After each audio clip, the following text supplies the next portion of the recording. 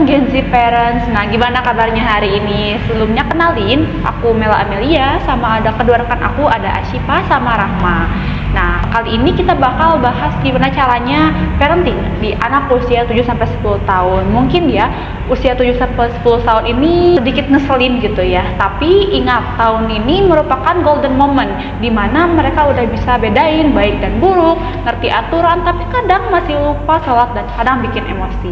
Tapi tenang, kita bakal bahas gimana caranya parenting Islam yang gak jadul, tapi fun dan penuh cinta. Yuk, langsung aja. Nah, anak 7-10 tahun dalam Islam juga disebut fase tamyiz, di mana mereka udah mulai bisa mikir, milih, dan mulai ngerti konsekuensi. Di fase ini, otak mereka tuh lagi cepet banget nangkap informasi, tapi hati mereka juga kadang butuh emotional connection sama kita sebagai orang tua. Kuncinya cuma 3, yaitu pertama ada bonding dulu baru belajar. Jadi jangan langsung kasih teori, tapi dengerin dulu hatinya, deketin dulu hatinya. Nah, yang kedua, biasain dulu baru suruh. Jangan cuma nyuruh sholat, tapi ajak rutin bareng-bareng sama kita sebagai orang tua. Dan yang ketiga, ada contohin dulu baru ngomel. Anak lebih nge-record apa yang kita lakuin daripada apa yang kita suruh. Nah, di usia ini, fokus utama kita adalah membiasakan sholat. Kenapa? Karena sholat itu bukan cuma gerakan, tapi latihan disiplin dan tanggung jawab, serta kondisi sama Allah gitu. Caranya, usia 7-10 tahun, yaitu masa latihan. Ajak sholat berjamaah di rumah sambil kasih tahu arti bacaan sholat dengan bahasa yang mudah, dan bisa pakai video animasi atau poster Islam yang warna-warni itu biar gak boring. Nah, usia 10 tahun merupakan masa konsistensi. Kalau masih bolong-bolong biar bisa kita tegasin, tapi bukan dengan marah-marah ya. Nah, bisa dengan mengurangi screen time atau kasih konsekuensi yang mendidik. Nah, kalau anak masih bandel atau mau sholat, ingat, disiplin dalam Islam itu tujuannya ngeedukasi, bukan buat nyiksa. Jadi jangan langsung marah atau pukul, itu opsi terakhir banget, dan itu pun dengan syarat bukunya gak boleh bikin sakit atau malu, dan harus jelas aturannya. Sama setelah itu langsung kasih pelukan dan penjelasan lagi kepada anak. Nah, yang penting anak ngerti kenapa sholat itu penting, bukan sekedar takut dihukum. Mungkin teman saya bakal lanjutin ya. Tadi, bye. Halo parents, selanjutnya kita akan membahas tentang bagaimana menanamkan akhlak dan adab kepada anak dalam parenting Islami yang lembut, kasih sayang, dan relevan dengan kehidupan sehari-hari. Parents, akidah adalah fondasi utama dalam kehidupan anak. Di usia ini, fitrah anak masih jernih sehingga nilai keimanan lebih mudah ditanamkan jika disampaikan dengan lebih tepat. Dengan akidah yang kuat, anak memahami kepada siapa yang bergantung dan meminta tolong, yaitu kepada Allah Subhanahu wa Ta'ala. Parents tidak perlu menggunakan bahasa yang berat. Kenalkan Allah melalui hal-hal yang dekat dengan dunia anak-anak. Misalnya, Allah yang memberi kita kesehatan, Allah yang memberi kita makanan, dan orang-orang yang menyayangi kita. Cara ini membantu anak mengenal Allah dengan rasa cinta dan aman. Selain akidah, anak juga perlu ditanamkan rasa cinta kepada Nabi Muhammad SAW. Parents bisa mengenalkan cerita Nabi, mengenal akhlak beliau, dan membiasakan sholawat dalam keseharian. Di sini, anak memiliki figur teladan yang baik. Parents, pendidikan adab tidak cukup dengan kata nasihat. Anak lebih mudah meniru apa yang mereka lihat dibandingkan apa yang mereka dengar. Karena itu, orang tua menjadi contoh utama dalam menanamkan nilai adab dan akhlak kepada anak. Islam mengajarkan adab melalui aktivitas sederhana. Yang pertama yaitu ada adab makan dan minum, membaca doa, menggunakan tangan kanan, dan tidak berlebihan dalam makan.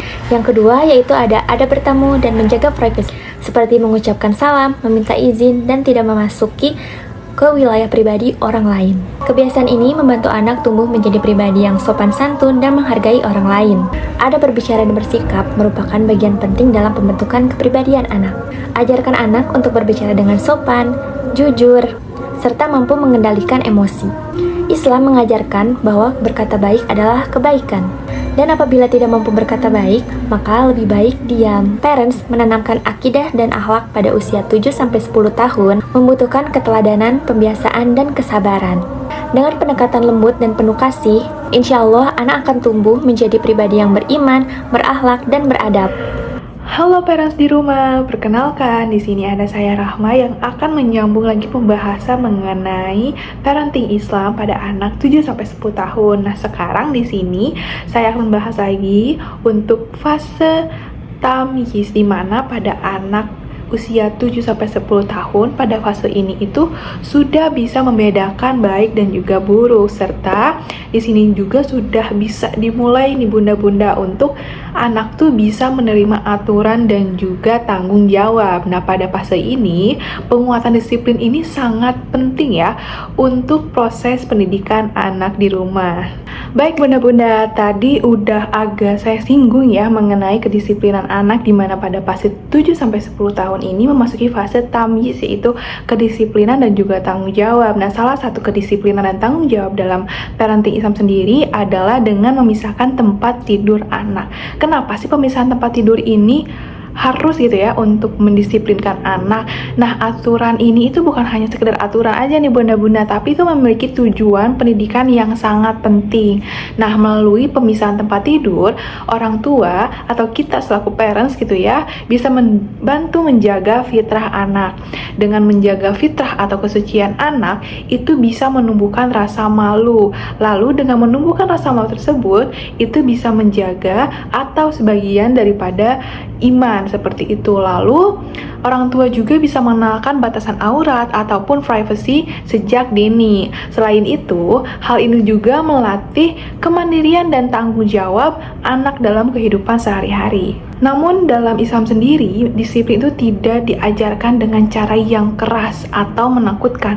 Rasulullah SAW itu memberikan cara atau metode pengajaran parenting pada bunda-bunda ini yang hikmah dan juga kasih sayang. Apa aja sih? Ayo kita lihat. Baik, kita masuk kepada metode pertama. Nah, pada metode pertama itu kita melakukan teladan atau bisa disebut dengan uswah dalam bahasa Arab. Nah, di sini itu anak belajar terutama dari apa yang mereka lihat. Ketika orang tua menunjukkan disiplin dalam beribadah, bersikap sopan dan menjaga akhlak, anak akan lebih mudah meniru perilaku tersebut. Nah, keteladanan ini bisa menjadi fondasi utama dalam membentuk karakter anak. Lalu yang kedua adalah motivasi atau juga targhib, yaitu memberikan dorongan positif agar mencintai kebaikan. Orang tua juga dapat memberikan pujian, apresiasi, atau hadiah sederhana ketika anak menunjukkan perilaku disiplin ketika melaksanakan sholat misalnya, atau beribadah puasa, dan misalnya mengaji, seperti itu. Lalu kita bisa melakukan metode ketiga, yaitu peringatan atau tarhib dalam bahasa Arab ya bunda-bunda.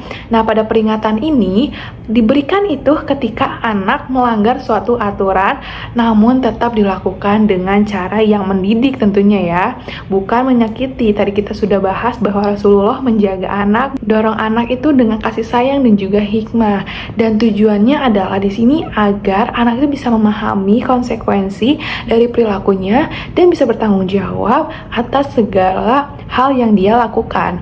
Metode yang terakhir, kita bisa melakukan metode dialog inspiratif, di mana orang tua itu diajak diskusi dengan anak ya, anak itu diajak diskusi dengan kita selaku parents gitu ya. Kita bisa mendengarkan perasaan dan pemikiran mereka, lalu membantu anak memahami alasan dibalik semua aturan kita berikan. Dan dengan dialog ini, disiplin tidak hanya menjadi aturan dari luar ya, tapi juga bisa menumbuhkan dan bisa tumbuh gitu ya menjadi kesadaran dalam diri anak itu sendiri. Oke parents di rumah, tadi saya sudah menjelaskan gitu ya, ada 4 metode pendidikan parenting Islam gitu ya, yang bisa parents bunda-bunda di rumah lakukan dengan metode yang telah diberikan oleh Rasulullah, di mana tetap hikmah dan juga memberikan kasih sayang seperti itu. Nah, sebagai Gen Z parents nih ya, parenting Islam itu tidak kaku dan juga tidak galak nih, tapi harus dengan penuh cinta, sabar dan juga kreatif. Kuncinya kita jadi teladan, ajak dengan fun, lalu bisa menjadi pendamping dengan doa, seperti itu. Jangan lupa share ke parent lainnya, lalu subscribe buat konten parenting Islami lainnya, dan komen untuk pengalaman kalian di bawah ini. Wassalamualaikum warahmatullahi wabarakatuh.